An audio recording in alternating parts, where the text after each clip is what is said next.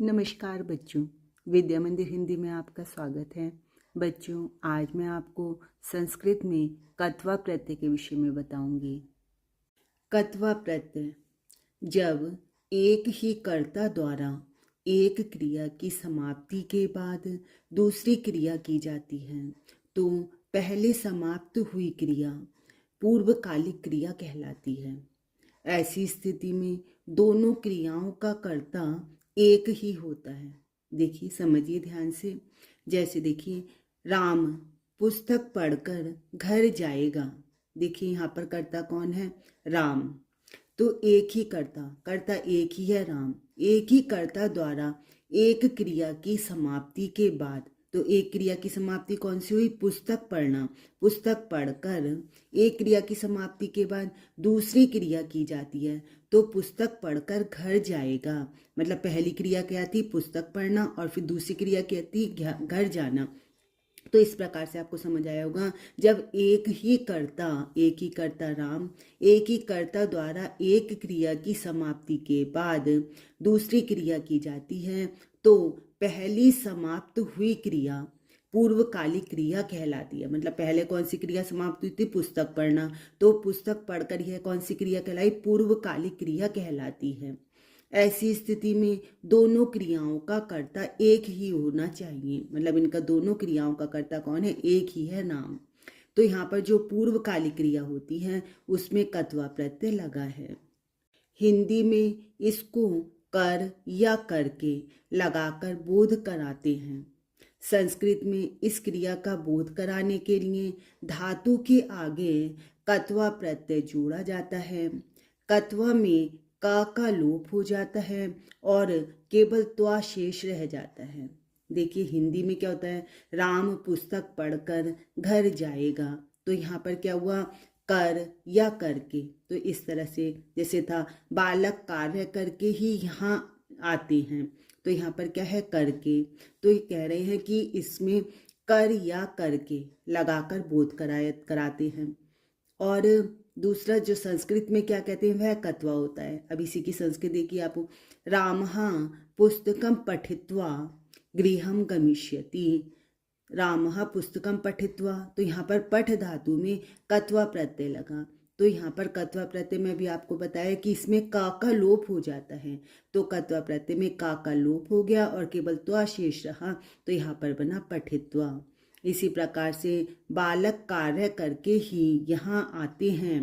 बालकः कार्यं कृत्वा एव अत्र आगच्छन्ति। तो यहाँ पर भी देखिए कार्य करके, तो करके तो हिंदी में हो गया, और अब संस्कृत में आपका बना कार्यम कृत्वा। तो क्री धातु में कत्वा प्रत्यय लगा, तो यहाँ पर भी का लोप हो गया, केवल त्वा शेष रहा और कृत्वा शब्द बना। जिन धातुओं के अंत में न या मा होता है, कत्वा प्रत्यय होने पर उनमें अंतिम न या मा का लोप हो जाता है। देखिए उदाहरण देखिए, हन प्लस कत्वा, तो यहाँ पर हन, तो यह जो धातु में न लगा हुआ है इसका लोप हो जाता है। यह गम, तो इसमें जो माँ लगा हुआ है इसका लोप हो जाता है। तो देखिए हम में ना का लोप होने पर और इधर कत्वा में का लोप होकर क्या बना? हत्वा। इसी प्रकार से गम धातु कत्वा प्रत्यय, तो गम में माँ का लोप हो गया और कत्वा प्रत्यय में का लोप हो गया और बना गत्वा। देखिए इसी प्रकार से कुछ अन्य उदाहरण आपको बताती हूँ। देखिए सबसे पहले आपको धातु बताएंगे, सभी में कत्वा प्रत्यय लगाकर बता रहे हैं, उसका अर्थ तथा प्रत्यांत रूप और उसका अर्थ।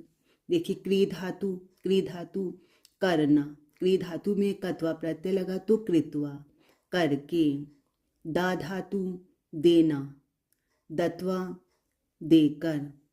पा धातु पीना, कत्वा प्रत्यय लगकर पीतवा, पीकर। गम धातु जाना, गम धातु कत्वा प्रत्यय लगकर गत्वा, जाकर। दृश धातु देखना, दृश धातु में कत्वा प्रत्यय लगा तो बना दृष्टवा, देखकर। हस धातु हंसना, हसित्वा, हंसकर। जी धातु जीतना, कत्वा प्रत्यय लगकर जितवा, जीत कर। स्था धातु ठहरना, स्थित्वा, ठहर कर। शु धातु सुनना, कत्वा प्रत्यय लग के शुत्वा, सुनकर। ज्ञा धातु जानना, कत्वा प्रत्यय लगाकर ज्ञातवा, जानकर। नी धातु ले जाना, नी धातु कत्वा प्रत्यय नीतवा, ले जाकर। खाद धातु खाना, खाद धातु कत्वा प्रत्यय खादित्वा, खाकर। लभ धातु लेना, लभ धातु कत्वा प्रत्यय लब्ध्वा, लेकर। भू धातु होना, भू धातु कत्वा प्रत्यय भूतवा, होकर। पठ धातु पढ़ना, पठ धातु कत्वा प्रत्यय पठित्वा, पढ़कर।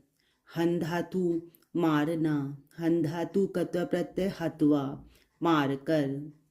पत धातु गिरना, पत धातु कत्वा प्रत्यय पतित्वा, गिरकर। बच्चों, मैंने आपको बहुत ही सरल तरीके से कत्वा प्रत्यय बताया है। मुझे उम्मीद है कि आपको समझ आया होगा। इसके पश्चात मैं आपको अन्य प्रत्यय भी बताऊंगी। आप मेरी वीडियोस देखते रहिए, लाइक और शेयर करते रहिए। धन्यवाद।